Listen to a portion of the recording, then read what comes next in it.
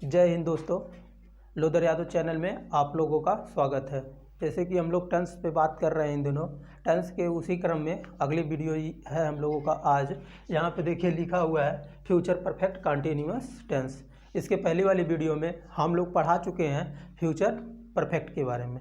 ठीक, पहले तो टेंस पढ़ने से पहले क्या होता है उसके पहचान के बारे में जानते हैं। बिना पहचान का तो सॉल्व होगा नहीं।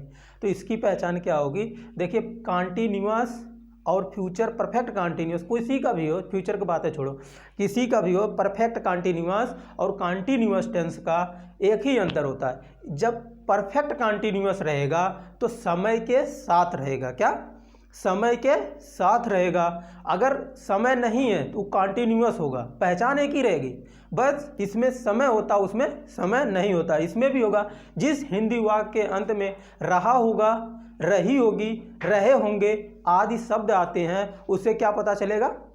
फ्यूचर कंटिन्यूअस पता चल जाएगा। बट इसमें बोलने के लिए ई बोला जाता है, जिस हिंदी वाक्य के अंत में समय के साथ, जिस हिंदी वाक्य के अंत में समय के साथ, क्या समय के साथ रहा है, रही है, रहे होंगे, रहा होगा, रही होगी, रहे होंगे आदि शब्द आते हैं, इससे क्या पता चलेगा? ये जो टेंस है, ये वाक्य है, फ्यूचर परफेक्ट कंटिन्यूअस का है। अब यहाँ पे हम लोग पहचान लिखते हैं, हिंदी पहचान लिखते हैं। पहचान, पहचान में लिखेंगे पहली बात, एक चीज कॉमन होता है समय के साथ। क्या?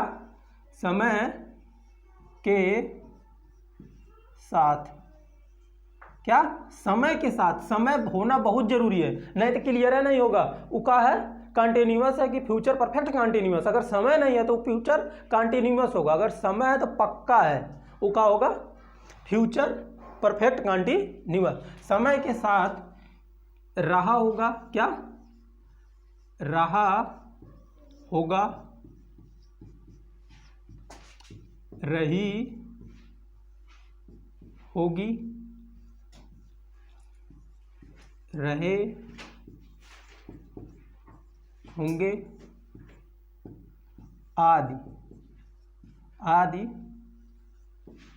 शब्द आते हैं। तो समझ में? आदि शब्द आते हैं तो इससे हमें पता चलता है कि ये फ्यूचर परफेक्ट कंटिन्यूअस टेंस है। क्लियर? और ई देखना जरूरी होता है।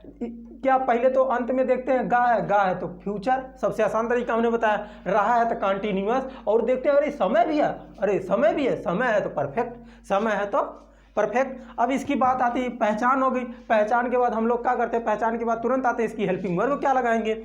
इसकी हेल्पिंग वर्ब एच वी क्या होगा? हेल्पिंग वर्ब के लिए बात करेंगे, इसमें होगा विल हैव के साथ एक परफेक्ट है, परफेक्ट चाहे जहां रहे उसके साथ बीन आएगा। क्या? Been. Will have been, shall have been. ठीक दोस्तों, फिर इसके बाद बात करते हैं, ये पहचान हो गया। और शैल हमेशा जान ही रहे हो, ये कहता बार बार हमें मत बोला करो, हमें एक ही बार पढ़ लो। हम आएंगे आई के साथ और वी के साथ, ये दुइये के साथ आई बा करेगा, अदरवाइज किसी के साथ नहीं। अदरवाइज छोड़ रखा है भैया, तुम ले जाओ विल, तुम ले जाओ, सबके साथ तुम डील करो। हम दुइये लोगों के साथ डील करेंगे अपने जीवन में, आई और वी के साथ डील करेंगे। ओके, और फिर बात करेंगे यमवी का। यमवी का इसमें कौन सा फॉर्म होगा? काहे कि कंटिन्यूअस है, हम एक वीडियो में इसके पहले बता चुके हैं। अगर वो कंटिन्यूअस कहीं पे लिखा पा जाओ, क्या? कंटिन्यूअस कहीं पे भी लिखा पा जाओ, हमेशा मेन वर्ब का आईएनजी फॉर्म ही यूज करना, चाहे जिसका कंटिन्यूअस हो। ठीक, तो इसमें भी होगा यमवी का फर्स्ट फॉर्म में आईएनजी फॉर्म। ठीक, फर्स्ट फॉर्म में आईएनजी जोड़ देने से आईएनजी फॉर्म बन जाता है। ये तो हो गया। अब इसका अगर इसको इरेज करके हम स्ट्रक्चर बताते हैं, स्ट्रक्चर इसका कैसे होगा। इतना हो गया, बात करते हैं स्ट्रक्चर का।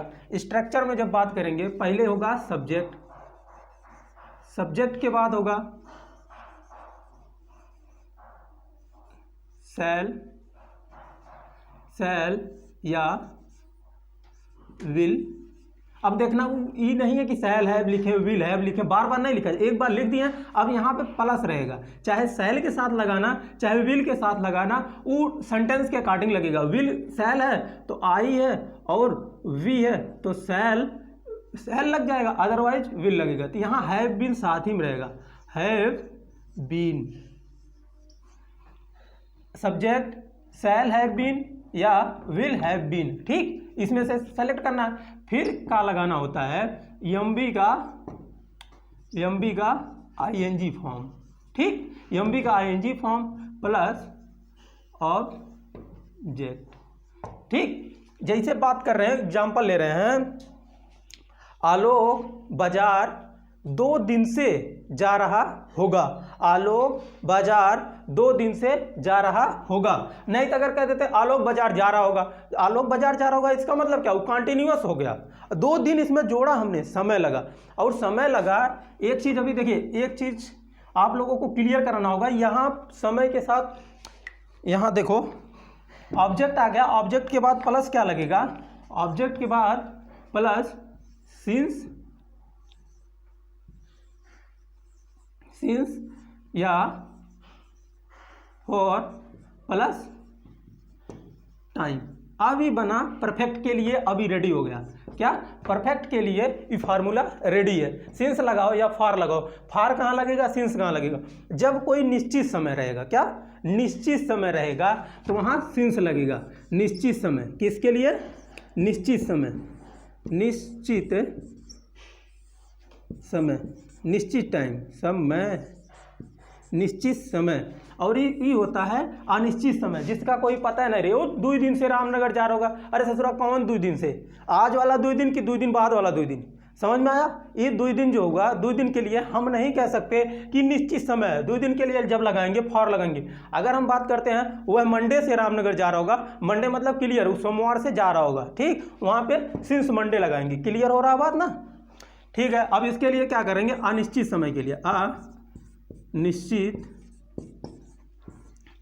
अनिश्चित समय के लिए, ये तो मार्कर बोल गया, ठीक है, अनिश्चित समय के लिए, ये समझ में आ गया। फिर इसके बाद देखिए एग्जाम्पल हम ले रहे हैं, इरेज करके एग्जाम्पल में लेते हैं। एग्जाम्पल में जैसे ले रहे हैं ना, अभी 2 एग्जाम्पल लेकर क्लियर कर दे रहे हैं। जैसे मैं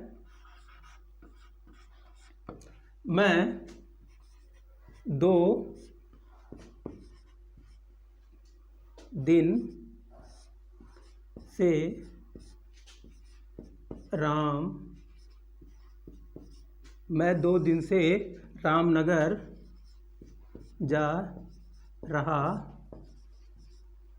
हूँगा, ठीक। मैं 2 दिन से रामनगर जा रहा हूँगा, पहले देखा, यहाँ पहले हम तो यही देखते हैं, यही देखना ही होता है। ट्रांसलेट अगर हिंदी का इंग्लिश में ट्रांसलेट करना है, सबसे पहले उसके पीछे पकड़ो, गा मिला, फ्यूचर भैया मिला, चलो फ्यूचर हो गया, अब क्लियर हो गया। फ्यूचर में कौन सा जाना है, रहा, अरे कंटिन्यूअस, अब कंटिन्यूअस। और देखो, अरे यहाँ देखो समय भी आ गया, समय आ गया तो इसका मतलब परफेक्ट हुआ। अब क्लियर हो जाता है लड़का, जब क्लियर हो जाता है, क्लियर होने के बाद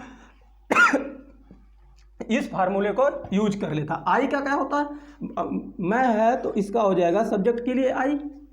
अच्छा, बच्चों को दिक्कत हो जाती है ना, उस सब्जेक्ट में नहीं खोज पाते। कितने बच्चे सब्जेक्ट में नहीं खोज पाते, हम उनको सिंपल सी बताएं, भैया ज़्यादा अंग्रेज मत बनो, हिंदी वाक्य देखो, उसमें से पूछो कौन रामनगर जा रहा होगा, किसे पुस्तक मिल रही होगी, मतलब उससे प्रश्न पूछ लो, कौन क्या कर रहा होगा, कौन है, कौन का जब पता किए वह क्या निकल के आएगा, सब्जेक्ट निकल के आएगा।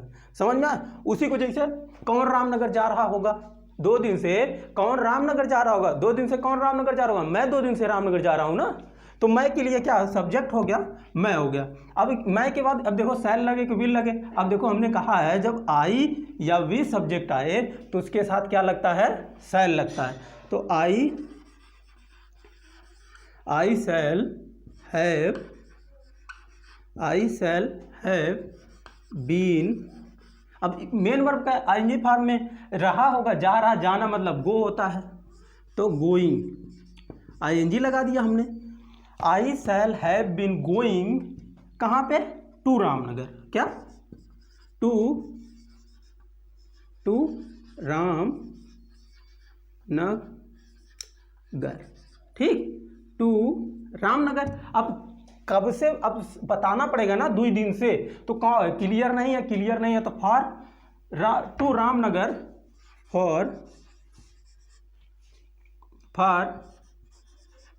2 डेज, क्या 2 डेज, समझ में आया। अगर यहीं पे होता मैं 2 दिन से रामनगर नहीं जा रहा हूं, देखिए क्या करना होता, यहीं पे क्या करते, बीच में नॉट लगा देंगे, I shall not have been going to Ramnagar for 2 days. Okay, समझ में आ गया। अभी जैसे सिंस कब यूज होगा, सिंस यूज होगा, जैसे अभी पे मैं कर दे रहा हूं, मैं सोमवार से रामनगर जा रहा हूँगा, जैसे कर दे रहा हूं मैं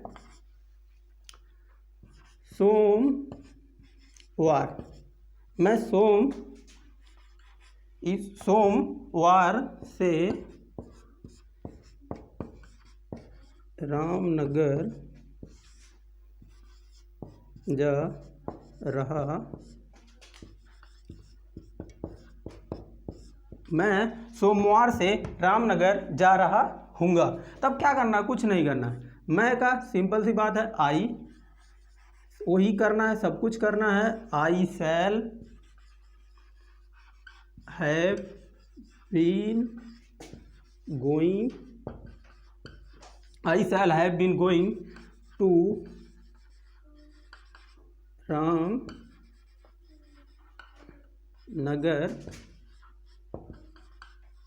सिंस